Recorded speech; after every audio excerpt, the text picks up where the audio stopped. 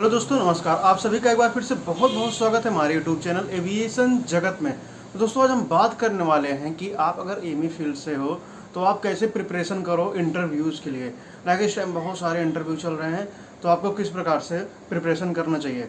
जैसे हम देखे थे 21, 22 में कोई वैकेंसीज नहीं आती थी, बहुत कम वैकेंसी आती थी, लेकिन अभी देख सकते हैं कि जैसे जैसे फ्लीट्स बढ़ती जा रही हैं, इंडिगो की, एयर इंडिया की बहुत सारी फ्लीट्स जो है धीरे धीरे बढ़ती जा रही हैं।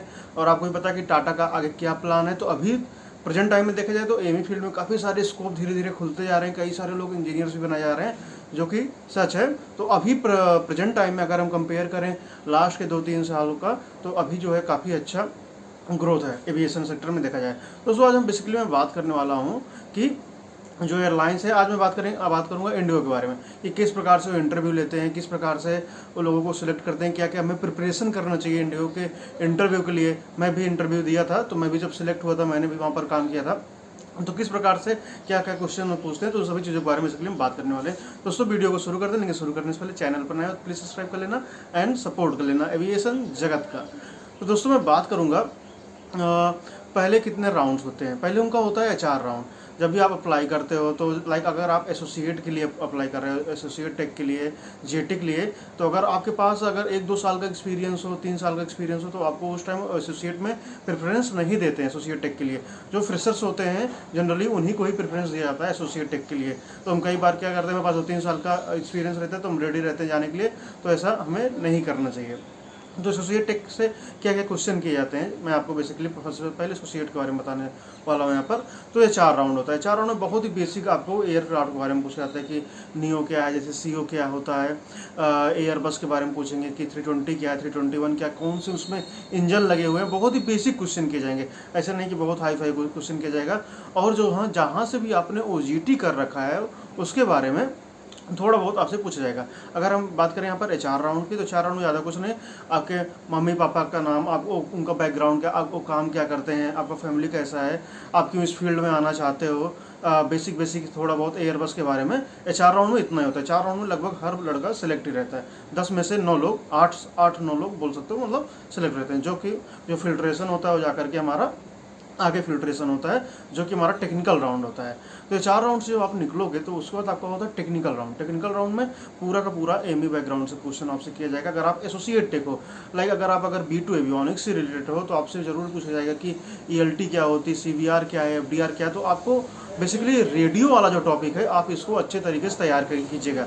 चाहे आपका मॉड्यूल 13 निकला हो ना निकला हो, उससे कुछ मैटर नहीं करता, लेकिन जो रेडियो वाला पूरा का पूरा टॉपिक है, इसको आप अच्छे से तैयार कर लीजिएगा। इसमें क्या क्या बेसिकली मैंने बताया। ELT के बारे में मैंने अभी तक कितने सारे, मैंने 8 से 9 अभी तक इंटरव्यू दे चुके होंगे एविएशन सेक्टर में। तो अब मैं बता रहा हूँ ELT, ये सब बहुत ही कॉमन क्वेश्चन है। हमारा DMA हो गया, डिस्टेंस मेजरिंग इक्विपमेंट हो गया, ATC, ट्रांसपॉन्डर, रेडियो अल्टीमीटर क्या होता है, कैसे काम करता है, मतलब बेसिक बहुत ज़्यादा मैं नहीं बोलूँगा, लेकिन एटलीस्ट पूछे कि इनकी फ्रीक्वेंसीज क्या होती है, तो आप उसको बताने में एबल रहें। वो पूछ लें BHF क्या है, HF क्या है, तो इन सब की फ्रीक्वेंसीज कम से कम इतना क्वेश्चन आपसे एक्सपेक्ट करें। आप बताओ।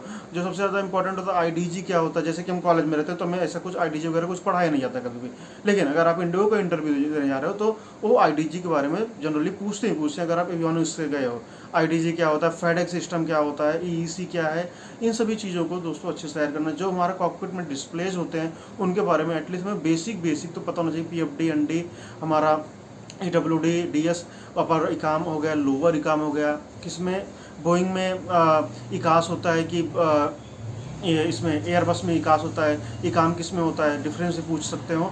तो इस प्रकार से कुछ बेसिक चीज़ें पूछेंगे। बहुत ज़्यादा टाइम मतलब उनके पास रहता भी नहीं, जैसे हम जनरली देखते हैं इंटरव्यू के पास बहुत सारी भीड़ रहती है। तो अगर आपसे 7-8 क्वेश्चन कर रहे हैं, आप एवरेज मान के चलिए 3-4 का भी अच्छा आंसर दे रहे हो, तो आप सिलेक्ट हो। और प्रेजेंट टाइम में तो बहुत सारी अपॉर्चुनिटी आ रही है। अब मैकेनिकल के बारे में बात कर लें तो उनसे जनरली जो है फ्लाइट कंट्रोल्स के बारे में क्वेश्चन किए जाते हैं। उनसे इंजन से क्वेश्चन काफ़ी सारे पूछे जाते हैं अगर मैकेनिकल के लड़कों की बात करें। तो दोस्तों, मैं यही बोलूँगा कि अगर आप इंडिगो के इंटरव्यू देने जा रहे हो तो थोड़ा अपनी थियोरेटिकल नॉलेज अच्छी रखिएगा, क्योंकि क्वेश्चन जो है काफ़ी अच्छे खासे करते हैं। क्या अभी तो मैंने आपको बता दिया कि कैसे आपको प्रिपरेशन करनी है इंटरव्यू के लिए। मतलब कि टेक्निकल राउंड से आपको क्या देखना। अगर आप एवियोनिक्स के हो तो आप जरूर से जरूर रेडियो सिस्टम पढ़ कर जाना। जनरली मैंने देखा वहाँ से काफ़ी क्वेश्चन किए जाते हैं। ठीक है। मैकेनिकल से तो फ्लाइट कंट्रोल आप देख लेना, फ्लाइट कंट्रोल, इंजन वगैरह ये सारी चीज़ें देख लेना, और थोड़ा एवियोनिक्स का भी नॉलेज रखना।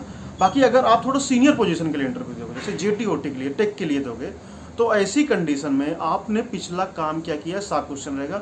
आपने क्या-क्या टास्क किए हैं, जैसे आप बोलोगे अगर एवियोनिक्स हो कि मैंने एंटीना निकाले हैं, एंटीना का इंस्टॉलेशन किया है, और लाइक आपका क्लियरेंस दी हो, या फिर कुछ मेजर काम लाइक हमारा हो गया का बिट आउट का क्लीनिंग हो गया, बैटरी इंस्टॉलेशन, रिमूवल, बहुत सारे टास्क होते हैं। तो अगर आप उनके बारे में बताओगे तो सबसे पहले क्वेश्चन किया था कि व्हाट इज प्रिकॉशन, इसका प्रिकॉशन क्या है। जब भी आप कोई काम बताओ उनको कि मैंने ऑक्सीजन सिलेंडर निकाला एयरक्राफ्ट से, तो साफ क्वेश्चन है कि इसका प्रिकॉशन क्या है, आप क्या चीज़ें ध्यान रखोगे काम को करने से पहले, जो कि बहुत ज़्यादा इंपॉर्टेंट है एविएशन कैरियर में।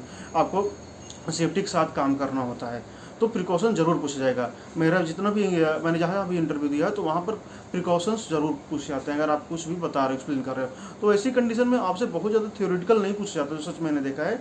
अगर आप थोड़ा सीनियर लेवल का इंटरव्यू दे रहे हो, लाइक टेक के लिए दे रहे हो, जी टेक्नीशियन वगैरह के लिए जब इंटरव्यू दे रहे हो, तो आपसे सीधा पूछेंगे क्या काम किया, कैसे काम किया, और उसका प्रिकॉशंस बताइए।